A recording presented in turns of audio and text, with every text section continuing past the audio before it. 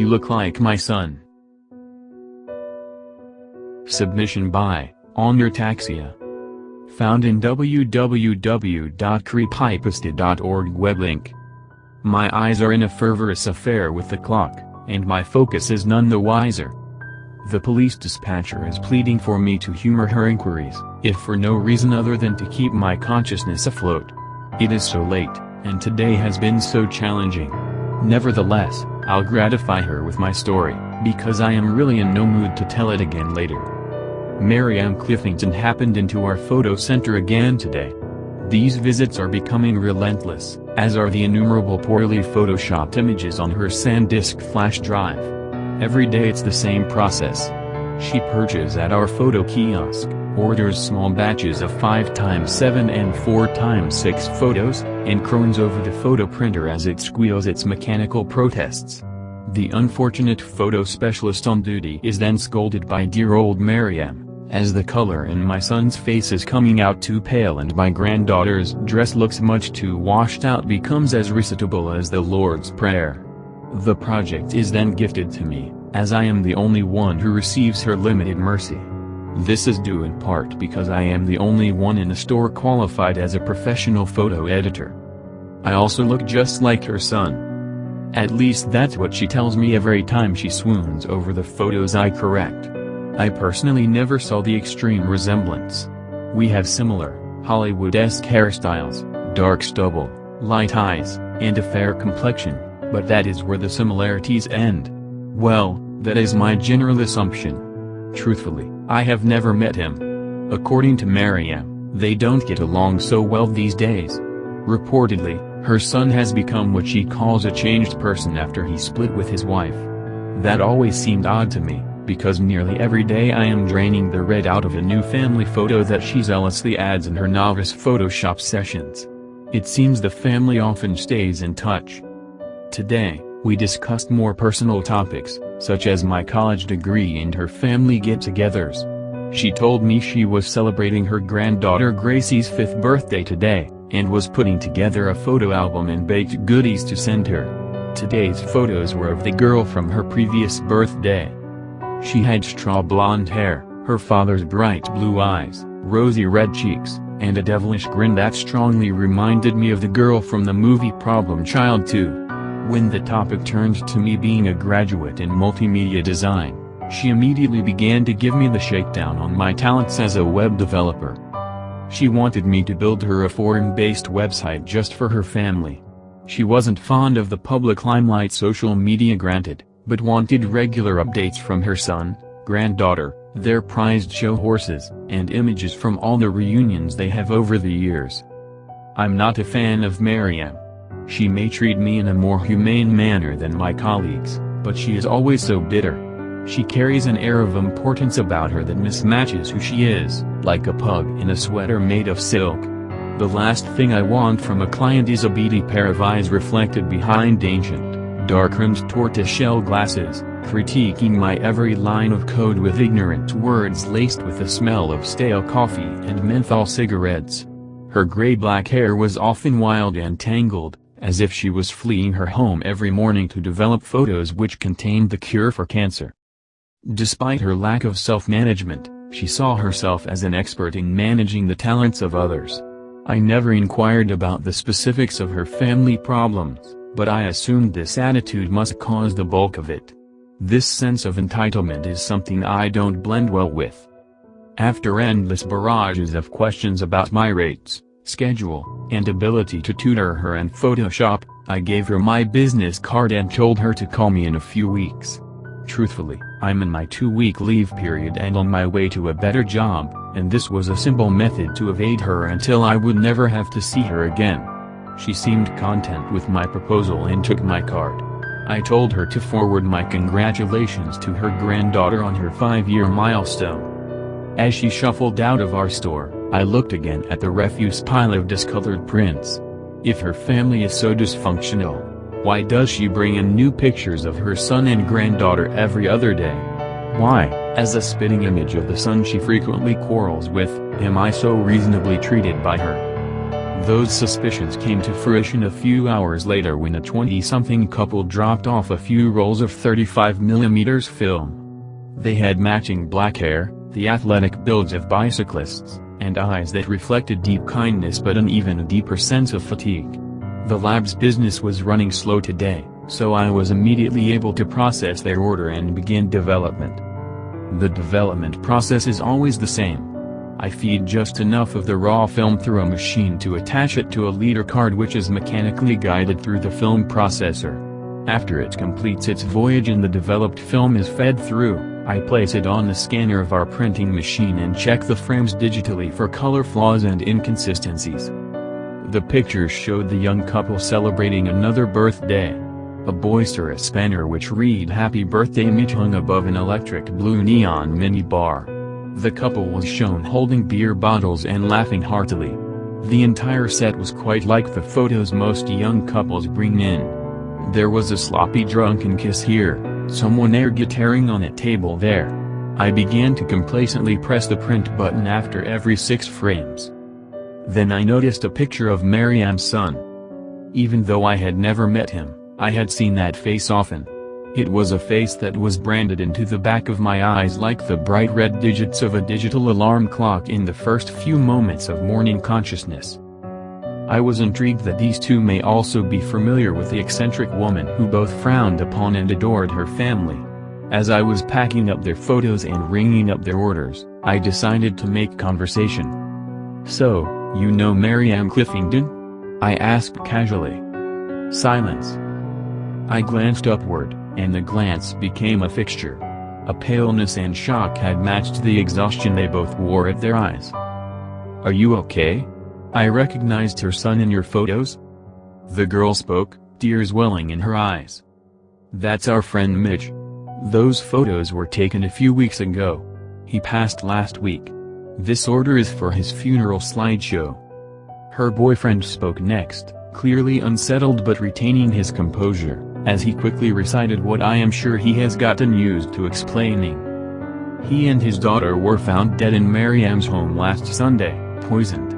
The police have been seeking her for questioning. Have you seen her recently? I was floored. I am rarely one to lose my cool, but I began tripping over my words like they were raised on a high wire. Why, yes. I mean, she was just in here a few hours ago. She said she was celebrating Gracie's 5th birthday. She is working on a new photo album. They were new photos? The girl spoke next. We need to call the police immediately. Gracie's birthday was the Tuesday before they were found. They didn't enjoy visits with Mariam, but she insisted on being with them to celebrate. Call them. I did. I spent the rest of my shift plus 2 extra hours conversing with a police detective and the couple. He asked me to print out the information we had on Mariam and if we had any idea of her whereabouts. They inquired about the frequency of her visits, the types of purchases she makes from the rest of the store, her current appearance, and general abnormalities in her behavior.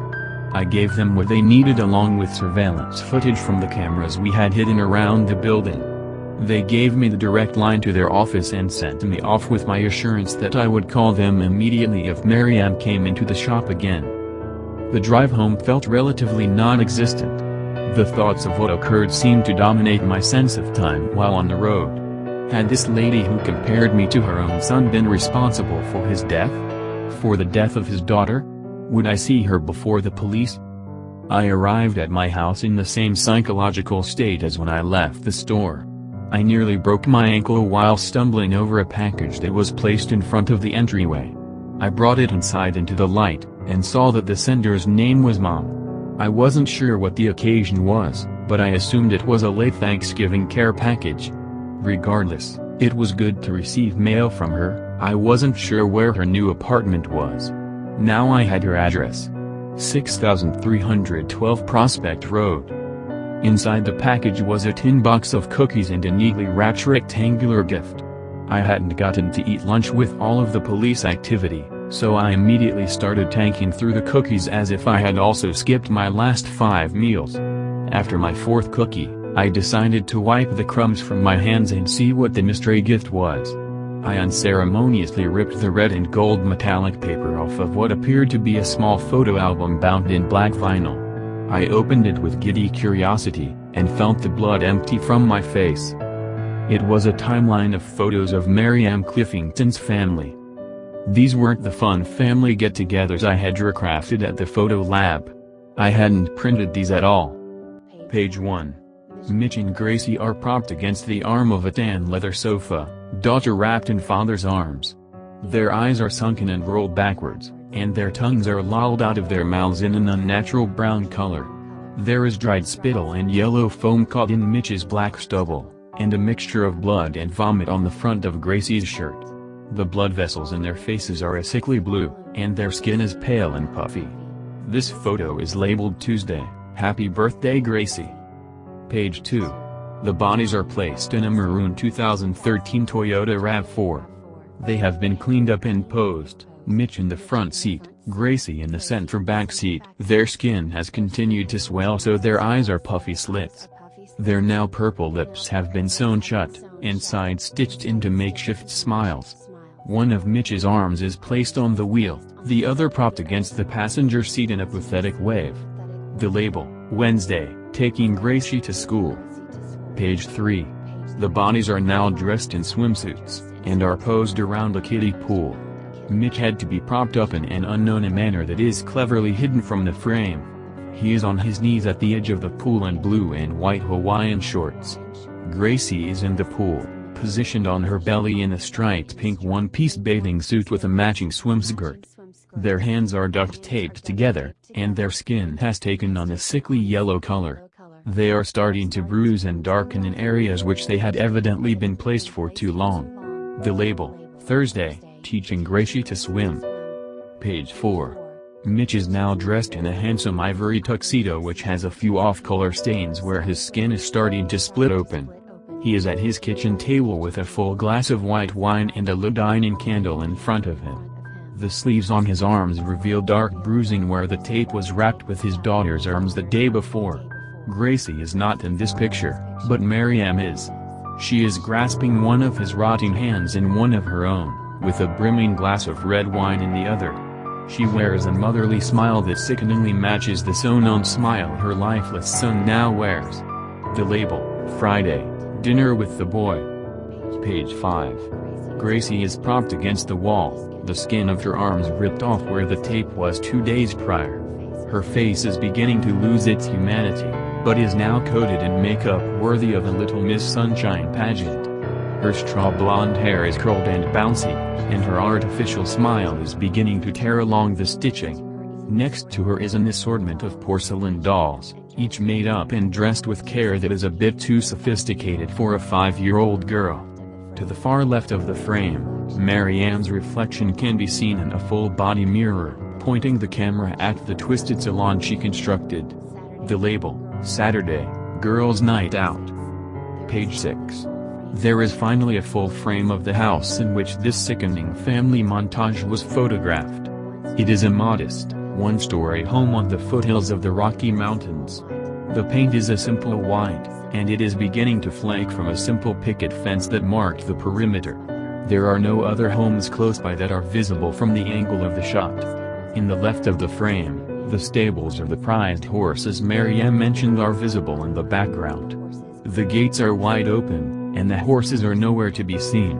Police cars, ambulances, and yellow crime scene tape blocks the rest of the view, except for the mailbox. The address on the mailbox, 6312 Prospect Road. The sides of the frame indicate motion blur and plastic paneling. Mariam photographed this from a moving vehicle, likely from far away. The label reads Sunday, the family gets to see policemen in action on career day. On the final page, Mariam is standing in front of my house with the package I had just opened. The label, Thursday, dropping off goodies for my favorite son. In that moment of realization, weakness took control of my body. Not just from the imagery I was subjected to, but from a sickening feeling that burned in my stomach and intestines. Words from earlier were ripping through my skull. "You look just like my son." He and his daughter were found dead in Mariam's home last Friday, poisoned. I forced myself to scan the backgrounds of those horrible pictures. On the first page, in Gracie's lap, was the cookie tin I had just eaten from. This package was not from my mother. It was from a crazed mother who thought I was her son, guided to my home from the business card I gave her. Now here we are. I don't think I have much time left. I am starting to lose focus. My eyes are in a fervorous affair with the clock, and my focus is none the wiser. Maybe they'll get married and elope. I'll invite this dispatcher to the wedding if I make it through this. I vaguely realize that doesn't make sense, but I don't mind. I am so tired, and now I can't stop coughing. I think I hear sirens in the distance, but I am not sure if the ambulance has a cure for vomiting blood. Someone is coming up the stairs. I have to go now. Mary Ann is here, and she wants to give Gracie swimming lessons. Thank you. I hope you enjoy this creepypasta.